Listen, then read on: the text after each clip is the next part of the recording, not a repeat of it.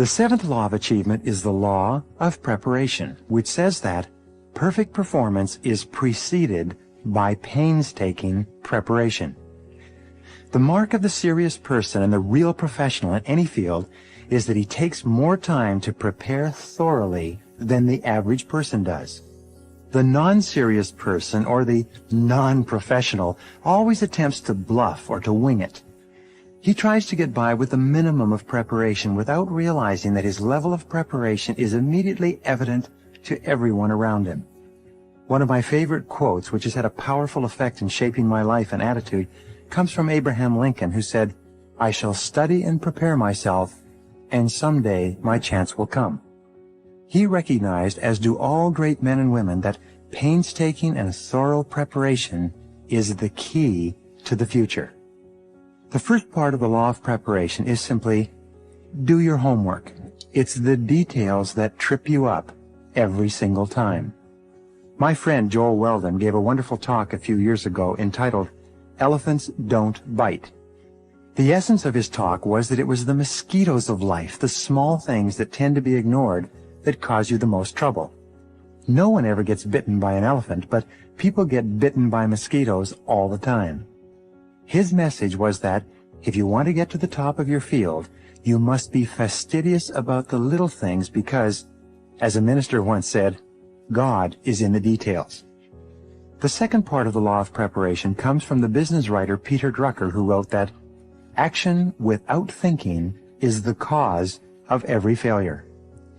Action without taking the time to think through the details and their possible ramifications seems to be the underlying cause of most failure in life. The opposite of this statement is that action preceded by thinking and planning is the cause of virtually every success. This doesn't mean that you'll automatically be successful if you plan thoroughly in advance, but it means that you must almost inevitably fail if you don't do it. The third part of this law comes from Benjamin Trigo, who said that if it's not worth doing, it's not worth doing well. Details are important, it's true, but you need to think through the value and importance of each detail before you overcommit your time and your resources to them. The eighth law of achievement is the law of forced efficiency. This law states that the more things you have to do in a limited space of time, the more you will be forced to work on your most important tasks. This is another way of saying that there's never enough time to do everything, but there's always enough time to do the important things. The more you take on, the more likely it is that you'll be forced to think, analyze, and evaluate your tasks and activities in such a way that you spend your limited mental and physical energy on just those tasks that are the most vital to your success. There are two parts of the law of forced efficiency. The first is that there will never be enough time to do everything that you have to do. The busier and more successful you become, the more true this statement will be.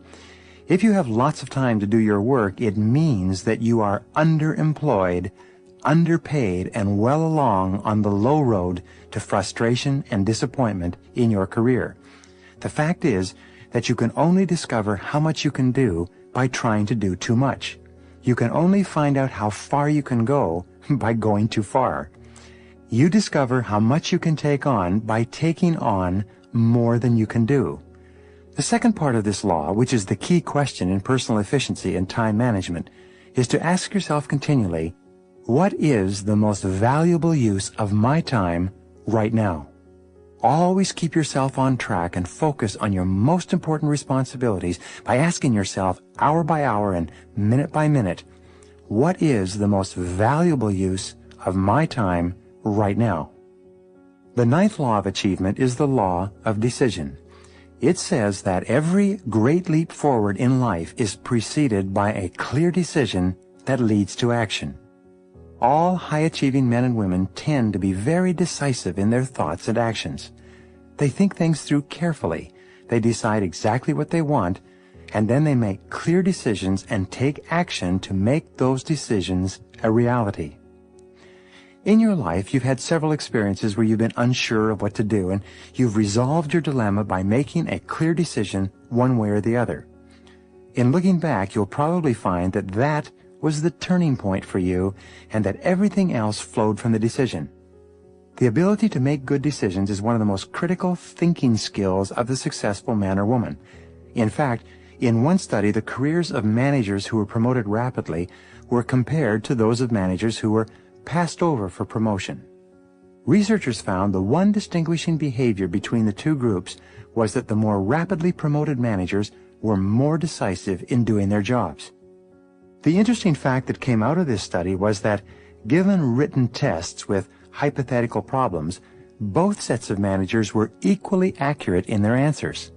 The more successful managers, however, on the job were willing to make decisions based on their answers, while the unsuccessful managers were afraid to for fear of making a mistake. The very act of being decisive can be the critical factor that enables you to take command of a situation and move ahead more rapidly. We've found that high achievers are not necessarily those who make the right decisions every time, but they are those people who make their decisions right. They accept feedback and self-correct. They take in new information and they change if necessary, but they are always decisive, always moving forward, never wishy-washy or vacillating in their attitudes toward life. The first part of the law of decision is simply this: act boldly and unseen forces will come to your aid. It seems that when you grasp a situation and step forward courageously, a series of unseen forces, most of which are explained by the laws in this program, seem to emerge and help you to achieve your goals. Your very willingness to take action rather than to delay or procrastinate seems to bring universal powers to your assistance. The second part of the law of decision comes from the wonderful book by Dorothea Brande entitled Wake Up and Live. She wrote that the discovery that changed her life and the lives of thousands of others who heard it from her in her public talks was the simple success formula that says, act as if it were impossible to fail, and it shall be. When you imagine that your success will be guaranteed if you simply take action, and you act on that premise, a whole series of forces begins to support you and move you toward the attainment of your desires. So, when in doubt, act as if it were impossible to fail and push forward. The third part of the law of decision comes from the famous Nike commercial which says, just do it. These three words really summarize one of the great formulas for success. Just do it. So, be decisive. Go for it. Take a chance. Act boldly, and unseen forces will come to your aid. The 10th law of achievement is the law of creativity. It says that every advance in human life begins with an idea in the mind of one person. It's ideas that you generate that enable you to solve your problems, overcome your obstacles, and achieve your goals. Ideas are the keys to the future. It's hardly possible for you to achieve anything of note except to the degree to which you think and do something new and different from what's been done before. All it takes is a small innovation to lay the foundation for a fortune and great success in life. The first part of this law says that your ability to generate constructive ideas is, to all intents and purposes, unlimited. Therefore, your future potential is unlimited as well. Ideas are a mode of transportation, a vehicle that you can use to take you from wherever you are to wherever you want to go.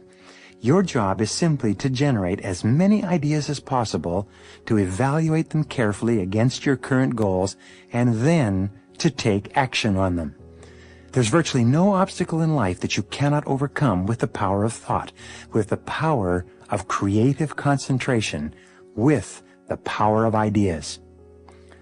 The second part of this law comes from Napoleon Hill, who said in his famous words, "Whatever the mind of man can conceive and believe, it can achieve."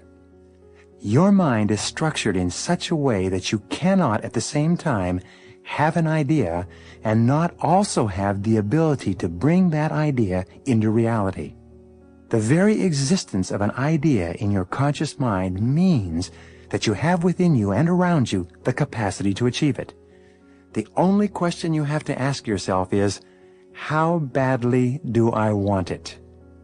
The third part of the law of creativity comes from Napoleon Bonaparte, who said, "Imagination rules the world." Everything you see around you is the result of what was initially a single idea in the mind of a single person. Our entire world started from thought brought into reality. The fourth and final part of this law comes from Einstein, who said simply that imagination is more important than facts. There have been countless occasions in your life and in the lives of others where the facts say one thing, but your ideas and creative energy enable you to do something completely different. Virtually every important turning point in your life will be marked by an idea that you've had at that time and that moment. All great changes in human life and human destiny begin with an idea that causes you to see things differently and to take action that you would not have taken in the absence of that idea. Wherever you are, whatever you're doing, whatever your situation, you have the creative capacity in the form of an infinite ability to generate ideas to solve any problem and achieve any goal. It's up to you. The 11th law of achievement is the law of flexibility.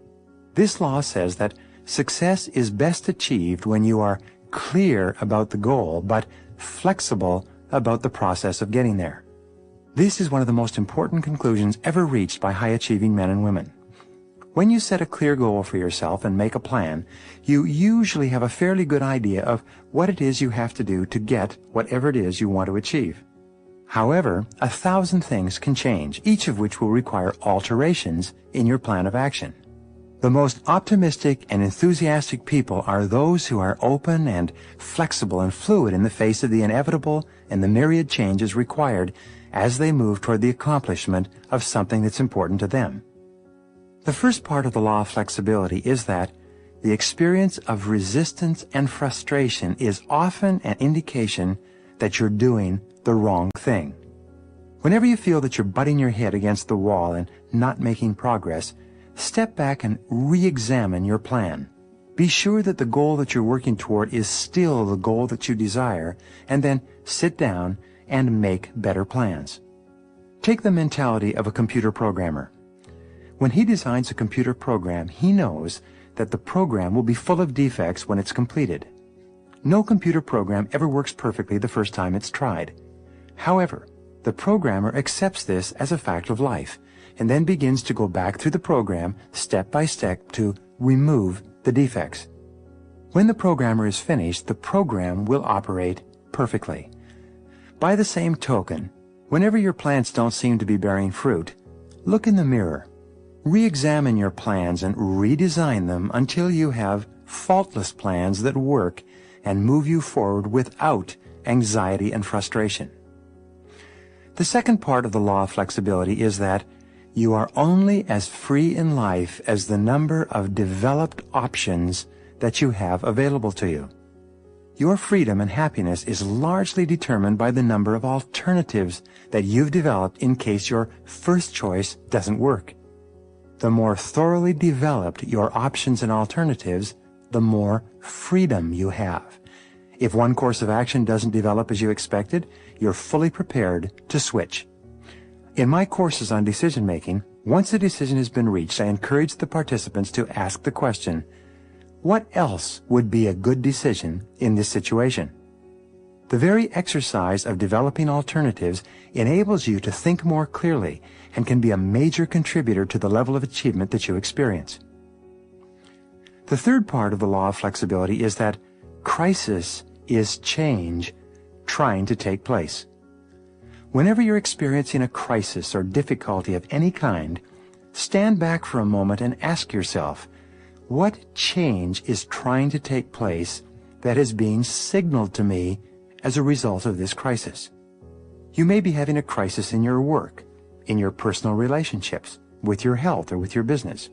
In almost every case, a crisis is an indication that something is wrong and that pursuing the same course would be an unwise thing to do.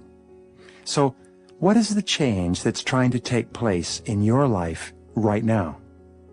And the fourth part of the law of flexibility is that errant assumptions lie at the root of every failure. Almost every failure you have will be based on an incorrect assumption that you've made and accepted without question.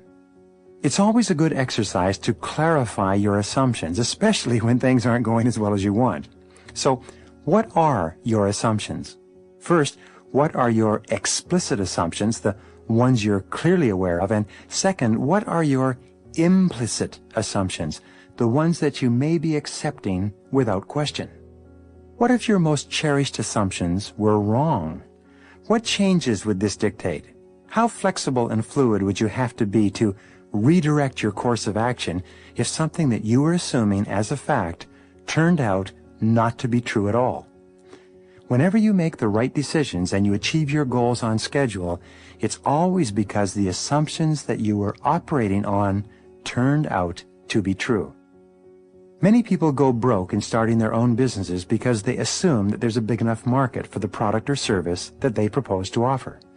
They also assume that customers will switch from their current suppliers to them for no other reason than that they are in the marketplace. They sometimes assume that they have the talents and skills and abilities to provide the product or service at a competitive price and still make a profit. Well, your willingness to question your assumptions, to test your assumptions against reality, with the willingness to accept the possibility that you could be wrong, is the kind of attitude that will ultimately lead you to great achievement. Flexibility is considered to be perhaps the most important single quality necessary for success in our competitive society for the rest of the century and into the century beyond. The 12th law of achievement is the law of persistence. This law says that your ability to persist in the face of setbacks and disappointments is your measure of your belief in yourself and your ability to succeed. Persistence is the iron quality of success. Sometimes your willingness to persist is your greatest asset and is the quality that separates you from everyone else. Sometimes the strongest thing you have going for you is your ability to persist longer than anyone else. The first part of the law of persistence is simply that persistence is self-discipline in action. It's when you face the inevitable setbacks and delays and disappointments and temporary defeats, and you continue to persist in spite of them, that you demonstrate to yourself and others that you have the character of self-discipline and self-mastery that is absolutely indispensable for the great success that you desire. Churchill summarized the second part of the law of persistence when he said, "Never give up. Never, never give up." Churchill believed, and he proved throughout his lifetime, that bulldog tenacity in the face of what appeared to be overwhelming defeat was often the critical quality that turned that defeat into victory. Earlier I mentioned that intense, burning desire is absolutely essential to the overcoming of obstacles and the achieving of great goals. For your desire to be intense enough, your goals must be purely personal. They must be goals that you choose for yourself, rather than goals that someone else wants for you, or that you want to achieve to please someone in your life. In goal setting, for the process to be effective, you must be perfectly selfish about what is that you really, really want for yourself. This doesn't mean that you cannot do things for other people, either at home or at work. This simply means that, in setting goals for your life, you start with yourself, and work forward. The great question. One of the most important questions in goal setting is this: what do I really want to do with my life? If you could do or be or have anything at all in life, what would it be? Remember, you can't hit a target you can't see. You should return to this question, over and over again, in the months and years ahead. What do I really want to do with my life? In determining your true goals, you start with your vision, your values, and your ideals. When you begin, these will often feel a bit like fantasies, detached from reality. However, now your job is to make them concrete, like designing a dream house on paper. You start with your general goals and then move to more specific goals. 1. What are your 3 most important goals in your business and career, right now? 2. What are your 3 most important financial goals right now? 3. What are your 3 most important family or relationship goals, right now? 4. What are your 3 most important health and fitness goals, right now? The flip side of the above questions is for you to ask, what are my 3 biggest worries or concerns in life, right now?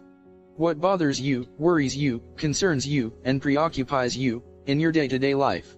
What aggravates or irritates you? What is robbing you of happiness, more than anything else? As a friend of mine often asks, where does it hurt? Once you have identified your biggest problems, worries, or concerns, ask yourself. 1. What are the ideal solutions to each of these problems? 2. How could I eliminate these problems or worries immediately? 3. What is the fastest and most direct way to solve this problem? In 1142, William of Ockham, a British philosopher, proposed a method of problem solving that has come to be referred to as Occam's razor.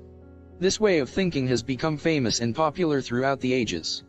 What Occam said was that the simplest and most direct solution, requiring the fewest number of steps, is usually the correct solution to any problem.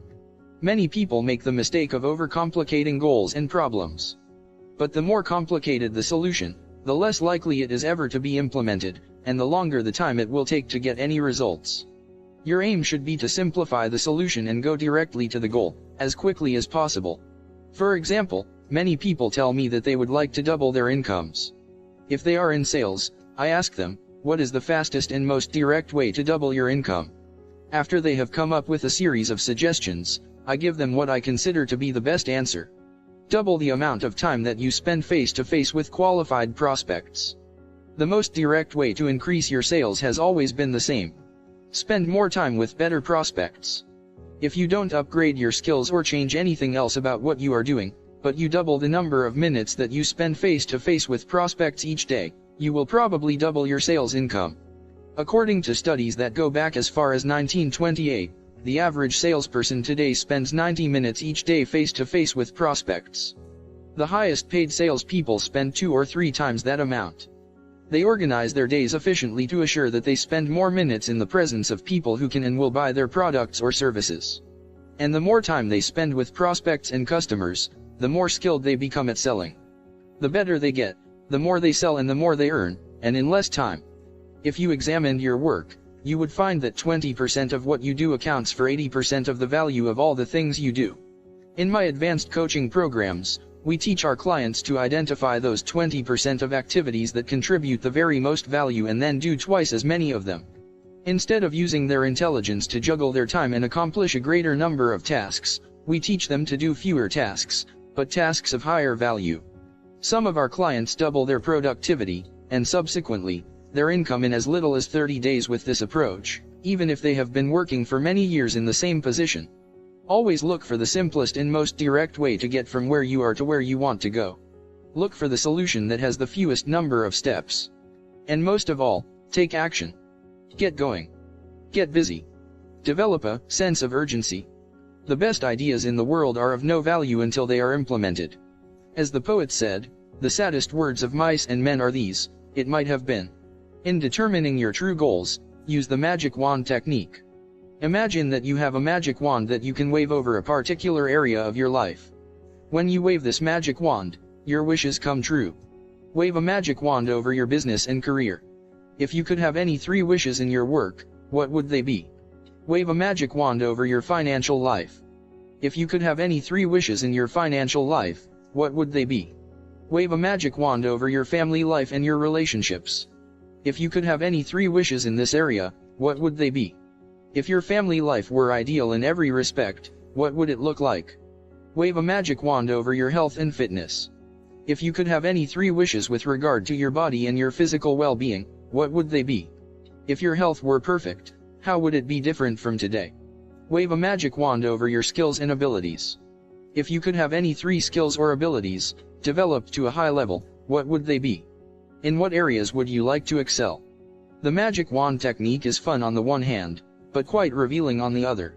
Whenever you imagine that you have a magic wand, your true goals in that area emerge. You can also use this exercise for other people who are not sure about what they want or where they are going. It is amazing what comes out when you ask this question. Here is another goal-setting question that reflects your true values. Imagine that you went to a doctor for a full medical checkup. Your doctor calls you back a few days later and says, "I have good news for you and I have bad news for you." The good news is that, for the next 6 months, You are going to live the healthiest and most energetic life you could possibly imagine. The bad news is that, at the end of 180 days, because of an incurable illness, you will drop stone dead. If you learned today that you only had 6 months left to live, how would you spend your last 6 months on Earth? Who would you spend the time with? Where would you go? What would you strive to complete? What would you do more of, or less of? When you ask yourself this question, what comes to the top of your mind will be a reflection of your true values. Your answer would almost always include the most important people in your life. Very few people in this situation would say, well, I'd like to get back to the office and return a few phone calls. In setting your true goals as an extension of imagining that you have no limitations, make up a dream list. A dream list is a list of everything you would like to be, have, or do in your life, sometime in the future, if you had no limitations at all.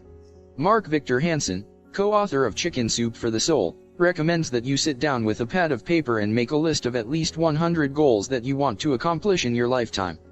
Then imagine that you have all the time, all the money, all the friends, all the abilities and all the resources necessary to achieve these goals. Let yourself dream and fantasize. Just write down everything that you would like to have as if you had no limitations at all. The amazing discovery you will make is that, within 30 days after writing out this list of 100 dreams, remarkable things will begin to happen in your life, and your goals will start to be achieved, at a rate that you cannot even imagine today. This seems to happen to virtually once they have written down at least 100 goals. You should give it a try. You could be amazed at the results. Here is another goal-setting question: if you won $1 million tomorrow, cash, tax-free, how would you change your life? What would you do differently? What would you get into or out of? What would you do more of or less of? What would be the first thing you would do if you learned today that you had just received $1 million cash? This is a way of asking the question, how would you change your life if you were completely free to choose? The primary reason that we stay in situations that are not the best for us is because we fear change. But when you imagine that you have all the money that you will ever need, to do, or be whatever you want, your true goals often emerge. For example, if you were currently in the wrong job for you, the idea of winning a large amount of money would cause you to think about quitting that job immediately. If you were in the right job for you, however, winning a lot of money would not affect your career choice at all. So ask yourself, what would I do if I won $1 million cash, tax-free, tomorrow? Here is another question to help you clarify your true goals: what have you always wanted to do but been afraid to attempt? When you look around your world, and you look at other people who are doing things that you admire, what have you always wanted to do is, well, but you have been afraid of taking the chance? Have you wanted to start your own business? Have you wanted to run for public office? Have you wanted to embark on a new career? What have you always wanted to do but been afraid to attempt? In setting goals for your life, short and long term, you should continually ask yourself, what do I most enjoy doing, in each area of my life? For instance, if you could do just one thing all day long in your work, what would it be? If you could do any job or full-time activity all the time, without pay, what would it be? What sort of work or activity gives you the greatest joy and satisfaction? The psychologist Abraham Maslow identified what he called peak experiences, those moments or times when the individual feels the happiest, most elated and exhilarated. One of your aims in life is to enjoy as many peak experiences as possible. You achieve this by thinking back and identifying those moments of peak experience in your past, and by imagining how you could repeat them in your present and future. What have been your happiest moments in life up to now? How could you have more of those moments in the future? What do you really love to do? You should have goals for social and community involvement and contribution as well. Think about what kind of difference you would like to make in your world. What organizations, causes, needs or social problems would you like to work on or in? What changes would you like to see? Who is there who is less fortunate than you that you would like to help? If you were independently wealthy, what causes would you support?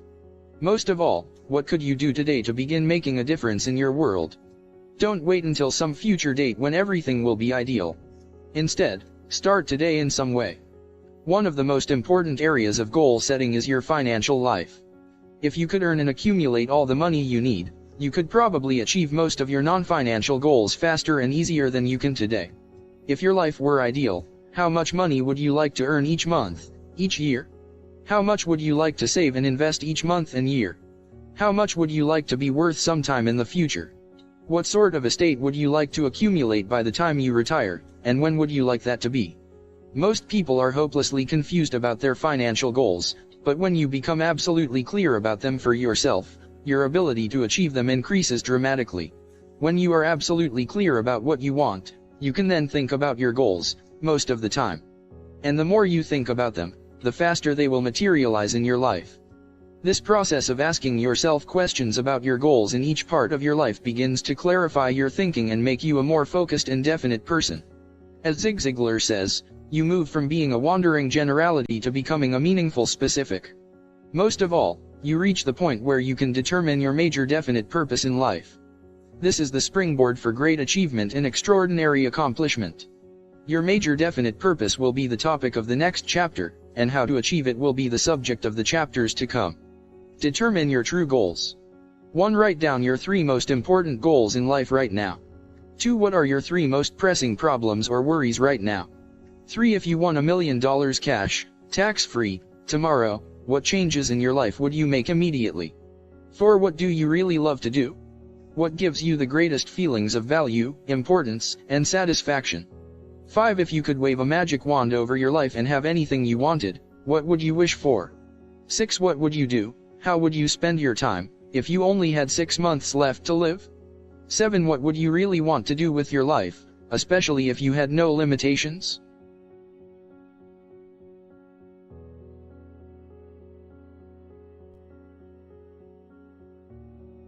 How many times do you think that people try to achieve their new goals before they give up? The average is less than 1 time. Most people give up before they even make the first try. And the reason they give up is because of all of the obstacles, difficulties, problems, and roadblocks that immediately appear as soon as you decide to do something that you have never done before. The fact is that successful people fail far more often than unsuccessful people. Successful people try more things, fall down, pick themselves up and try again, over and over again before they win through. Unsuccessful people try a few things, if they try at all, and very soon quit and go back to what they were doing before. You should expect to fail and fall short many times before you achieve your goals. You should look upon failure and temporary defeat as a part of the price that you pay on your road to the success that you will inevitably achieve. As Henry Ford once said, failure is merely an opportunity to more intelligently begin again. Once you have decided upon your goal, ask yourself, why am I not there already? What is holding you back? Why haven't you achieved that goal up to now? Identify all the obstacles that stand between you and your goal. Write down every single thing that you can think of that might be blocking you or slowing you down from moving ahead. Remember, you become what you think about, most of the time. In the area of problems and difficulties, successful people have a particular way of thinking that we call solution orientation. Successful people think about solutions, most of the time. Unsuccessful people think about problems and difficulties most of the time. Solution-oriented people are constantly looking for ways to get over, around and past the obstacles that stand in their ways. Problem-oriented people talk continuously about their problems, about who or what caused them, how unhappy or angry they are and how unfortunate it is that they have occurred. Solution-oriented people, on the other hand, simply ask the question, how can we solve this, and then take action to deal with the problem. Between you and anything you want to accomplish, there will always be problems or obstacles of some kind. This is why success is sometimes defined as the ability to solve problems. Personal leadership is the ability to solve problems. Effectiveness is the ability to solve problems. All men and women who accomplish anything of importance are people who have developed the ability to solve the problems that stand between them and their goals. Fortunately, problem solving is a skill, like riding a bicycle or typing with a typewriter, which you can learn. And the more you focus on solutions, the more and better solutions will come to you. The better you get at solving problems, the faster you will be at solving each subsequent problem. And as you get better and faster at solving problems, you will attract even bigger and more expensive problems to solve. Eventually, you will be solving problems that can have significant financial consequences for you and others. This is the way the world works. The fact is that you have the ability to solve any problem or to overcome any obstacle on the path to your goal, if you desire the goal intensely enough. You have within you, right now, all the intelligence and ability you will ever need to overcome any obstacle that could possibly hold you back. One of the most important breakthroughs in thinking in the last few decades was described by Elihu Goldratt in his book The Goal Is, The Theory of Constraints. This theory says that, between you and anything you want to accomplish, there is a constraint, or limiting factor, that determines how fast you get to where you want to go. For example, if you are driving down the freeway and there is traffic construction that is narrowing all the cars into a single lane, this bottleneck, or choke point becomes the constraint that determines how fast you get to your destination. The speed at which you pass through this bottleneck will largely determine the speed of your entire journey. In accomplishing any major goal, there is always a constraint or bottleneck you must get through as well. Your job is to identify it accurately and then to focus all of your energies on alleviating that key constraint. Your ability to remove this bottleneck, or deal with this limiting factor, can help you move ahead faster than perhaps any other step you can take. The 80-20th rule applies to the constraints between you and your goals. This rule says that 80% of your constraints will be within yourself. Only 20% of your constraints will be outside of yourself, contained in other people and situations. To put it another way, it is you personally who is usually the major roadblock that is setting the speed at which you achieve any goal that you set for yourself. For most people this is hard to accept. But superior people are more concerned with what is right rather than who is right. Superior people are more concerned with the truth of the situation, and what they can do to solve the problem, than they are with protecting their egos. Ask yourself, what is it in me that is holding me back? Look deep within yourself and identify the key constraints in your personality, temperament, skills, abilities, habits, education, or experience that might be holding you back from achieving the goals that you have set for yourself. Ask the brutal questions. Be completely honest with yourself. The primary obstacles between you and your goals are usually mental. They are psychological and emotional in character. They are within yourself rather than within the situation around you. And it is with these mental obstacles that you must begin if you want to achieve everything that is possible for you.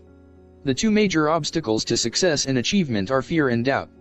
It is first of all, the fears of failure, poverty, loss, embarrassment, or rejection that holds the average person back from trying in the first place. This is why the average number of times that a person tries with a new goal is less than 1. As soon as he thinks of the goal, these fears overwhelm him and, like a bucket of water on a small fire, extinguishes his desire completely.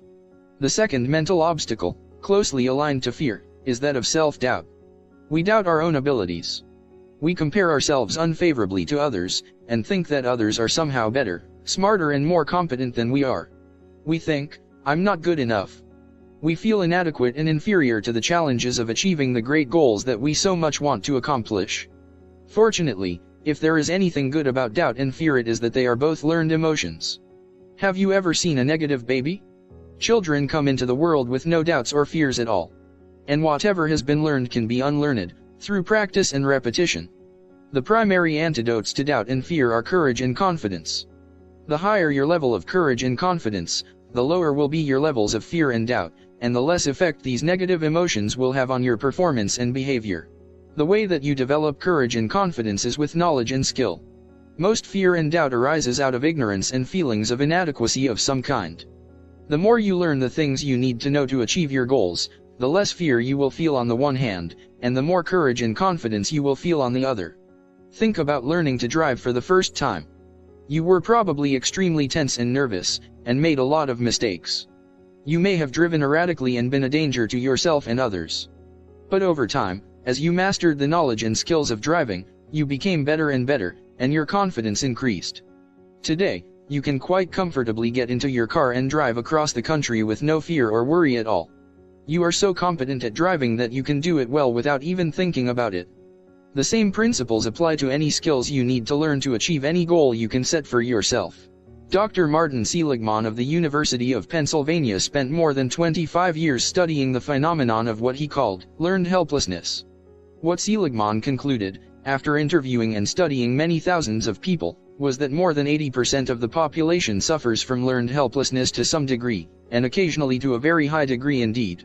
A person suffering from learned helplessness feels that he or she is incapable of achieving his or her goals, or improving his or her life. The most common manifestation of learned helplessness is contained in the words "I can't." Whenever the victim of learned helplessness is offered an opportunity, possibility, or new goal, he immediately responds by saying, "I can't." He then goes on to give all the reasons why a particular goal or objective is not possible for him. I can't move ahead in my career. I can't get a better job. I can't take time off to study. I can't save money. I can't lose weight. I can't start my own business. I can't start a second income business. I can't change or improve my relationship. I can't get my time under control. Whatever it is, he always has a self-limiting reason that immediately slams on the brakes of his potential.